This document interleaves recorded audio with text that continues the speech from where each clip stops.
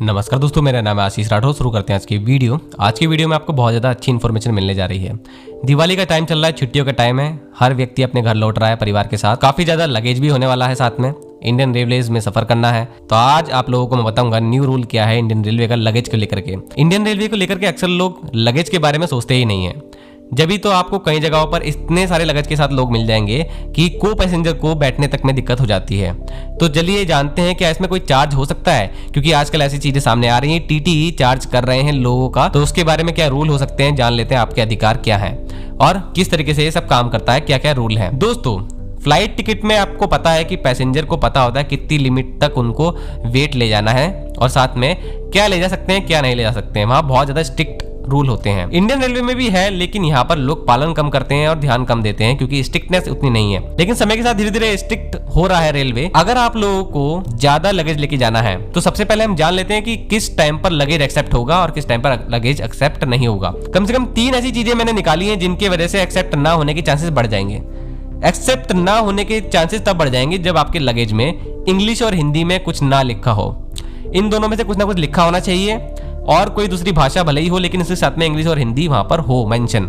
आपका लगेज किसी भी टाइप का होना चाहिए, लेकिन वहां पर ये मेंशन हो, तब आपका एक्सेप्ट हो जाएगा, नहीं तो नहीं होगा। अगर आपका पैक जो आप चीज ले जा रहे हैं उसकी पैकिंग सिक्योर्ड नहीं है, तब भी आपका एक्सेप्टेबल नहीं होगा। फिर भी रेलवे को आप कहते हैं कि मुझे ले जाना है, तब आपको क्या करना पड़ेगा, एक लिखित में देना पड़ेगा कि हाँ आपका लगेज सिक्योर्डली पैक नहीं है और ये इसका कारण है, तब आपको शायद परमिशन मिल जाए। अगला, कोई भी फ्लेमेबल और एक्सप्लोसिव डिवाइस या सामान नहीं ले सकते आप।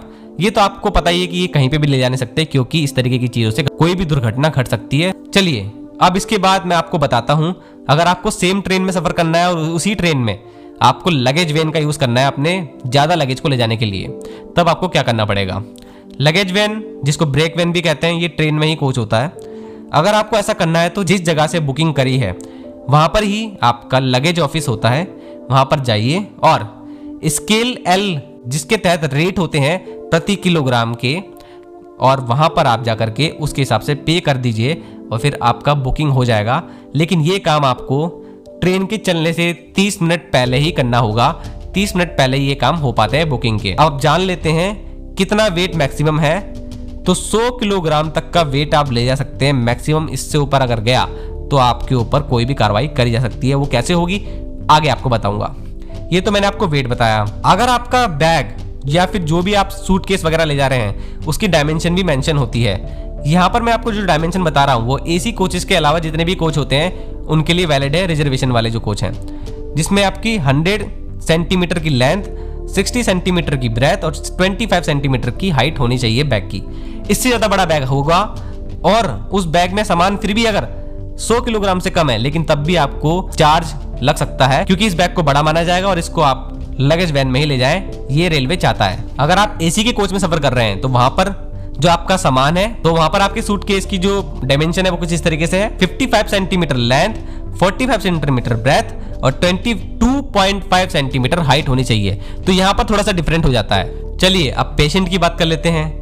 अगर कोई पेशेंट ऐसा है जिसको ऑक्सीजन सिलेंडर और साथ में उसके जो सपोर्टिव स्टैंड आएगा वो भी लेकर जाना है, उसके पास वैलिड ट्रीटमेंट के दस्तावेज भी हैं, तो वो सब दिखा करके जा सकता है। किसी भी श्रेणी में जा सकता है, चाहे वो एसी हो या कोई भी क्लास हो, फ्री बिल्कुल ले जा सकता है। वहां पर कोई भी चार्ज नहीं लगेगा, ना ही टीटी आपको कुछ कहेगा। चलिए अगली बात, अब हम ये जान लेते हैं कि कितना किलोग्राम आप ले जा सकते हैं अलग अलग क्लासेस में।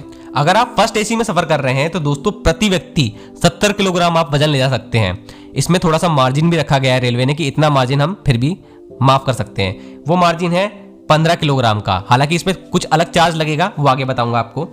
और अगर आपको चार्ज दे करके बुक करा करके ले जाना है तब भी आप प्रति व्यक्ति 150 किलोग्राम से ज्यादा फर्स्ट एसी में ले जा नहीं सकते।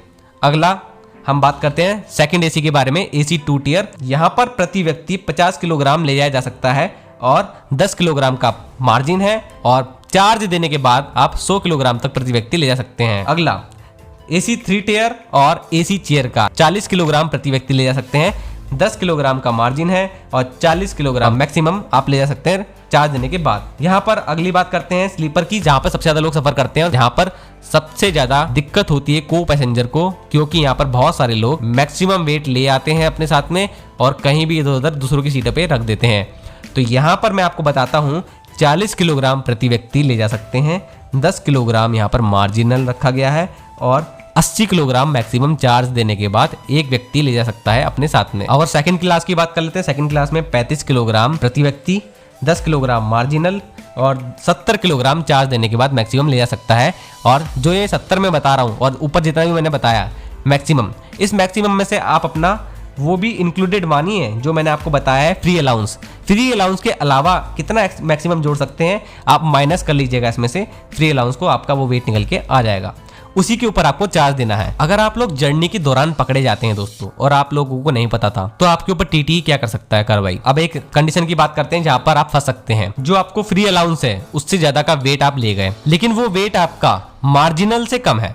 मतलब 70 का आपका अगर अलाउंस फ्री है, 10 का मार्जिनल है, उससे आपका कम है, 75 किलोग्राम आप ले गए, तब टीटी क्या कर सकता है उस टाइम पर 1.5 इंटू स्केल रेट जुर्माना लग सकता है, जो कि स्केल एल के तहत तय होता है। स्केल एल एक श्रेणी है जहां पर आपको दिख जाएगा किस तरीके से रेलवे किलोग्राम और किलोमीटर में प्राइस को तय करता है। और 5000 किलोमीटर तक का यहाँ पे टेबल में सब कुछ दिया गया है और 100 किलोग्राम तक का यहाँ पर मैक्सिमम वेट दिया गया है। तो आप इस स्केल एल को देख लीजिएगा, इसके हिसाब पर 1.5 का आपको जुर्माना लग सकता है।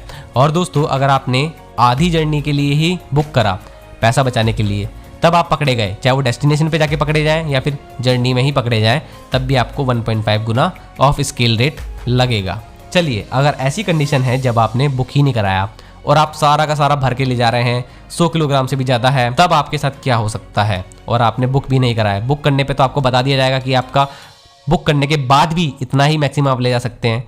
तो इसलिए 100 किलोग्राम से ज़्यादा ही आप अगर ले जा रहे हैं, तब आपके लिए 6 गुना ऑफ स्केल रेट का जुर्माना तय किया गया है। मतलब कि स्केल एल टेबल है उसके हिसाब से आपने 500 किलोमीटर का सफर तय करा और आप वेट ले जा रहे हैं वो 100 किलोग्राम का वेट अगर पाया गया आपके अलाउंस से ज़्यादा, तब क्या होगा, आपके ऊपर 6 गुना चार्ज लगेगा उस रेट पे जो उस टेबल में दिया गया है 500 किलोमीटर के लिए। सपोज कि अगर आपका 109 रुपये का चार्ज है, तो 109 रुपये के उस चार्ज में जो कि बेस चार्ज है उसमें 6 का इंटू कर लीजिए, अगर जिसमें अगर 654 आता है तो वही आपका जुर्माना होगा, वो आपको देना पड़ेगा। तो कुछ इस तरीके से वहाँ पे रूल एंड रेगुलेशन तय किए गए हैं रेलवे के द्वारा और अभी थोड़े सख्त हो गए हैं।